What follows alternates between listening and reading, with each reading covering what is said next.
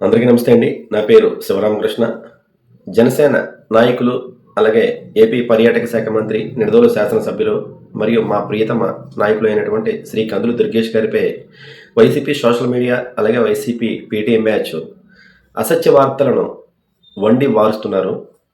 అయితే దీనికి గల కారణం ఏమిటంటే, కందులు దుర్గేష్ గారు జగన్ గారిని ఉద్దేశించి వైఎస్ రాజశేఖర రెడ్డి లేకపోతే నువ్వేమిటో ఒకసారి ఆలోచించుకో అని ఒక కామెంట్ వేయడం వల్ల వీళ్లకు చాలా బాధ కలిగి ఈ అసత్య వార్తలను సోషల్ మీడియాలో ట్రోల్ చేస్తున్నారని మనం అనుకోవచ్చు.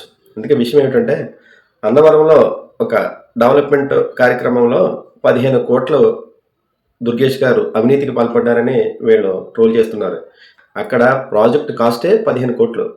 15 కోట్లు ప్రాజెక్ట్ కాస్ట్ అయినప్పుడు అందులో 15 కోట్ల అవినీతి ఎలా జరుగుతుంది అన్న క్వశ్చన్ వైసీపీ సోషల్ మీడియాలోనే వైసీపీ బ్యాచ్ తిరిగి క్వశ్చన్ చేస్తుంటే వాళ్ళకే వాడు సమాధానం చెప్పలేని పరిస్థితి అనమాట.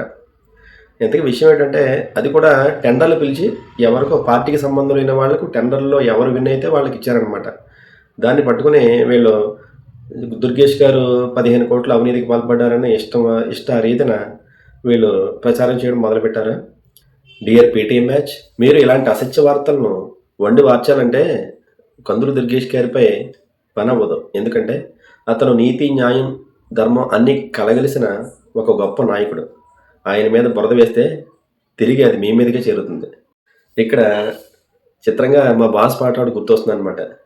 దిక్లెంగే సాలా చూసినాంలే చాలా మైండ్ ఇట్.